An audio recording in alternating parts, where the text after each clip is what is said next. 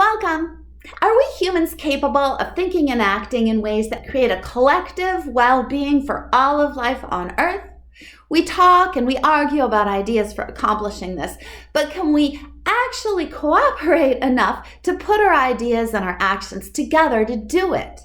The two big questions that I want to look at in this video are we able to create communities and individual lives that respect all lives on this planet? And then, if so, are we willing to do what it takes to make this ability into a reality? I'm Dr. Lynette and this video is about inspiration and how to reach our potentials both as individuals and as a global community. I'll discuss 17 areas where we can responsibly learn about, understand, and act in alignment with our part of a global collective community.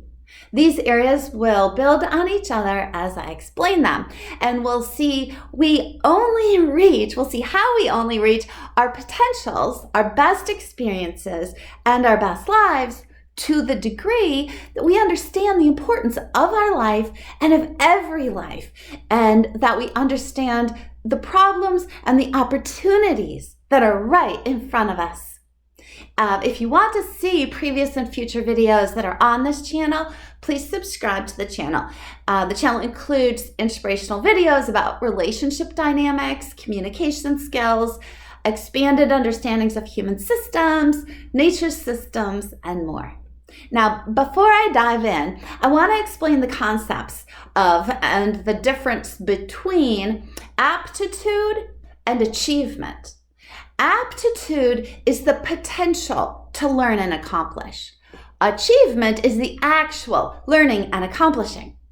We have the aptitude, the intelligence to create the operating systems that are necessary for our collective well-being. We also have the aptitude, the ability to prioritize a collective well-being over selfish gain, meaning to work cooperatively with others. But these abilities are only activated and actualized or achieved when we first understand that each of us, each life is significant within the collective of all lives. So it's in the best interest of our own life to act in alignment, in accordance with what is within the collective well-being. And this seems obvious, I know, but when we process information through misunderstandings and limited perceptions, we seem to think that a collective well-being is a faraway place that we can't get to. Sometimes we use the idea of heaven against ourselves, thinking that our collective well-being is a faraway place in a faraway time and space. And so we think that there's no reason to try achieving heaven on earth. But we have the aptitude, so why not try? Why not try to have the achievement? Here on Earth, it's in our best interests to responsibly learn, understand, and create lives that recognize and act in reverence to all lives. To the degree that we live in any other way, we will behave according to what we think we must do to only survive, rather than behaving according to a world where everyone can thrive within the collective well-being. So how do we achieve this? Well, here are 17 areas of our lives that we can pay attention to and act on. And I do include a personal example too.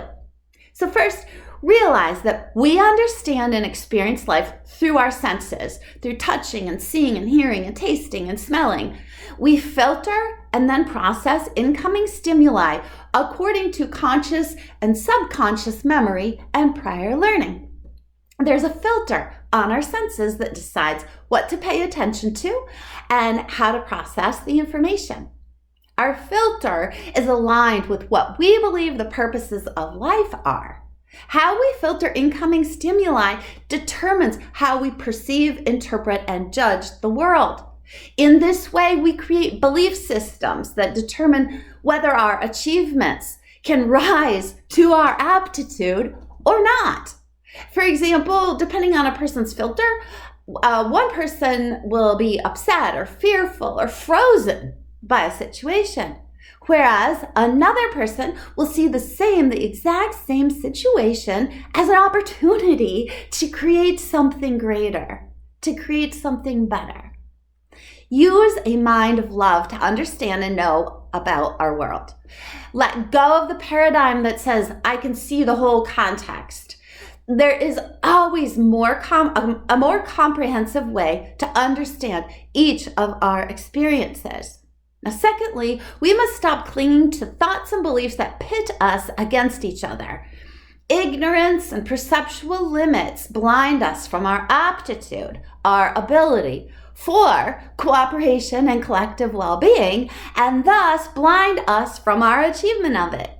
Where we have difficulty loving others is where we have blind spots. And we must look and find ways to resolve these blind spots. Intelligence looks for ways to create healthy connections, and it discerns the difference between emotional reactions and intelligent responses. I'm not saying to connect with destruction or destructive actions. I'm saying the opposite. Connecting with others does not mean connecting with or loving everything about the other person or loving everything that they do. Focus on yourself. You're the one that you can control. Don't destroy connections. You want to build healthy connections and not toxic ones. Look for the place to build the connection with the other person or the other life. Create connections that respect every life that you touch. Third, our perceptions, our beliefs, and our emotions create our actions. If we perceive ourselves to be against others or to be isolated or divisive, then we block the achievement of our aptitude for collective well-being. But if we see ourselves as interdependent and seek solutions that encompass the needs of everyone, we expand our ability to achieve what we are capable of, our aptitude for collective well-being. Number 4, each of us can change the connections in our brain by making or tracking the incoming stimuli differently. We do what we need to do to change our brain, to track the incoming stimuli differently. You can shift the wiring in your brain, the pathways in your brain, to broaden your understanding of cause and effect and of interpretation. And there are several videos on this channel about broadening, about how to broaden your perception and what that even means. But for now, remember that depending on a person's perception, one person will be upset and fearful and frozen by a situation, and the other person can see the exact same situation as an opportunity. You can look for the potential and purpose in any given moment rather than being frozen in a moment or frozen in an emotion or frozen in a state of judgment. Fifth, our brains hold the thoughts and perceptions that we have learned and practiced over time. So if we're not paying attention, we can get stuck in limited thought patterns, which become reactive to the environment. On the other hand, when we continue to learn and grow, we tap into more of our aptitude, and we make wiser and more responsible choices for responding to the environment, rather than reacting as if the environment is to blame for our experience.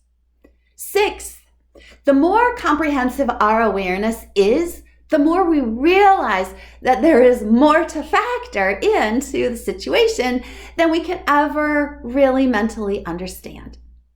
Interpret incoming stimuli. Hold it with the understanding that everything has more purpose and meaning than you understand in the present moment.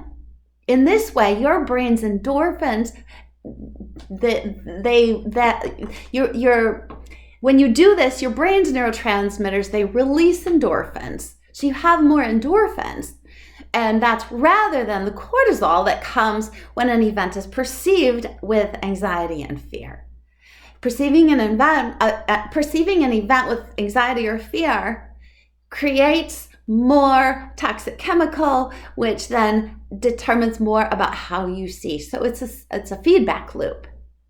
Number 7, when your brain understands and perceives the world with love, healthy emotional chemicals increase, and you are then practicing a self-reinforcing feedback loop over and over, and that feedback loop becomes more automatic across situations and across events. Be aware that an opposite self-reinforcing feedback loop is also possible. So if you see situations as existing only within your purview, when your purview is that there's no purpose or meaning for something stressful, then you're reinforcing a stressful cortisol-producing chemical pathway in your brain, and you're making those chemicals more durable. You're making that pathway more durable. Eventually, the chemical pathway that you choose becomes the default pathway in your brain. So be careful. You are reinforcing, if you're reinforcing a toxic pathway, you will likely develop an addiction to stressful chemicals and to stressful emotions.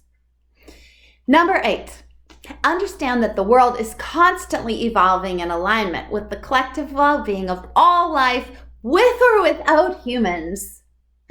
We humans decide to what degree we are willing to learn and accept our roles in the perfect balance of interdependence. We must understand that the interdependence of all life, and that of all life and of all the resources that we see, they are all perfectly balanced in a web that we can't change. We can embrace our roles and thrive, or we can refuse to embrace our roles, and that will be to our demise. Each life is provisional to all lives, and it's perfectly balanced within this collective well-being and within all the resources. This is the unity and harmony of heaven on earth.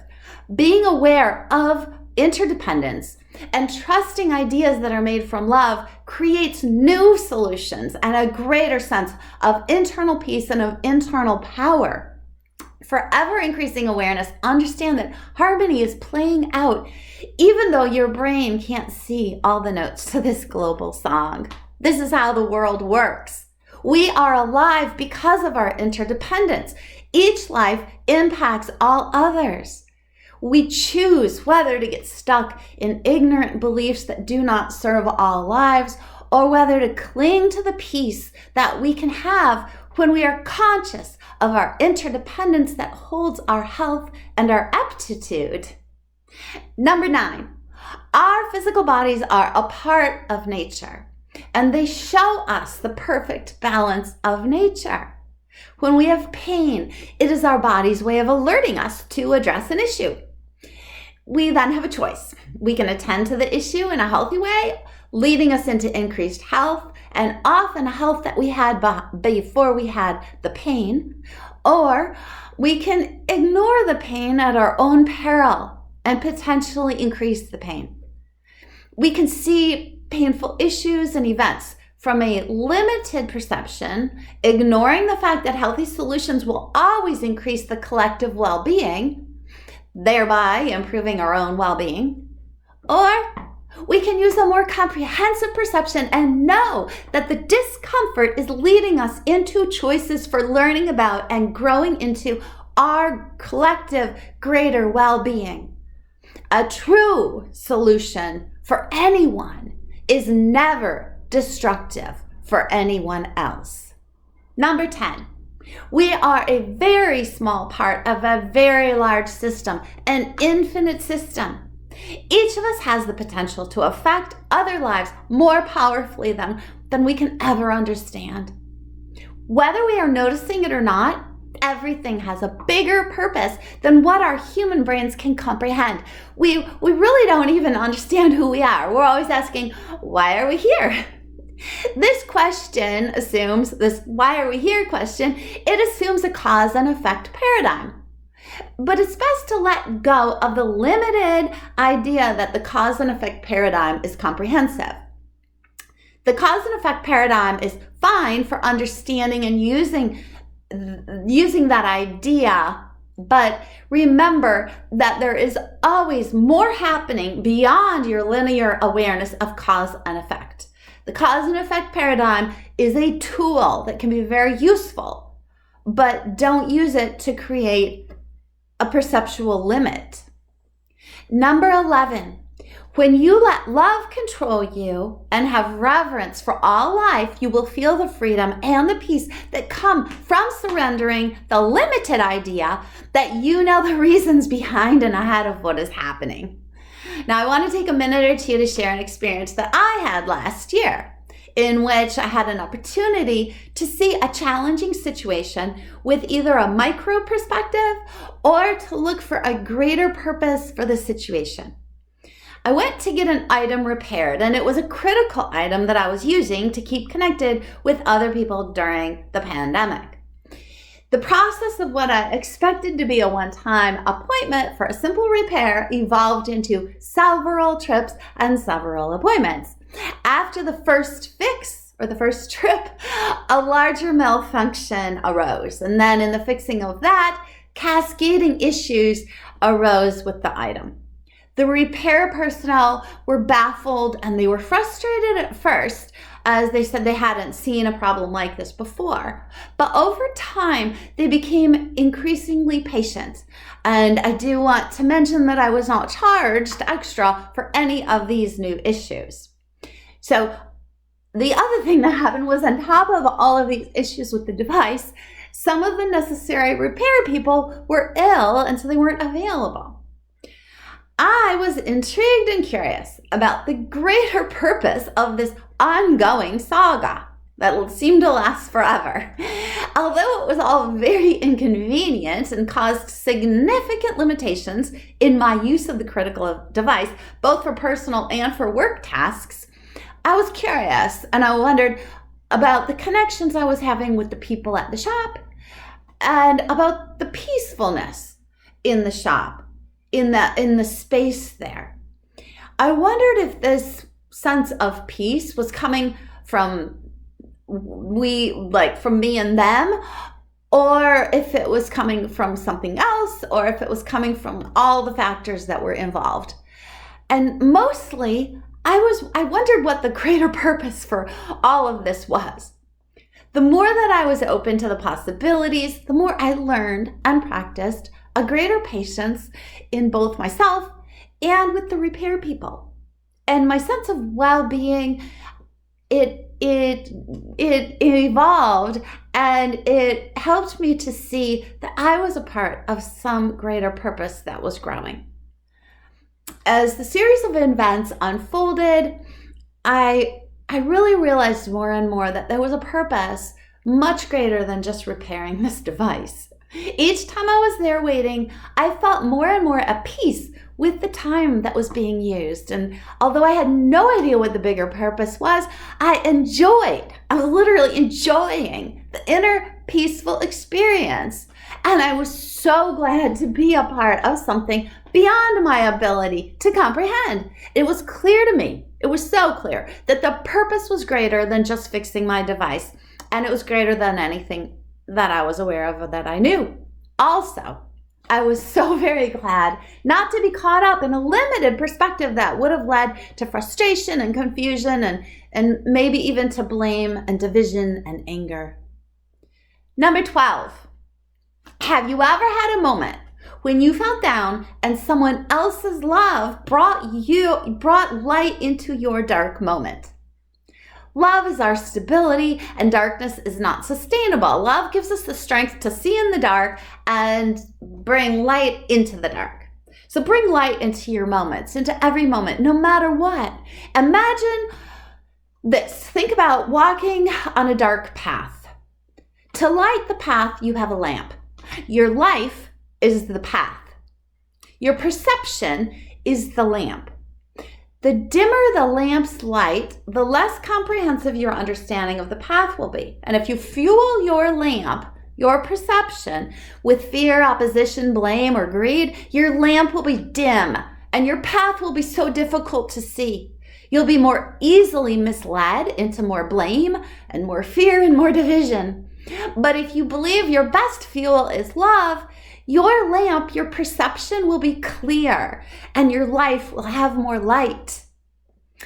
You'll be able to see the other paths around you, and you'll be able to work together in a collective well-being.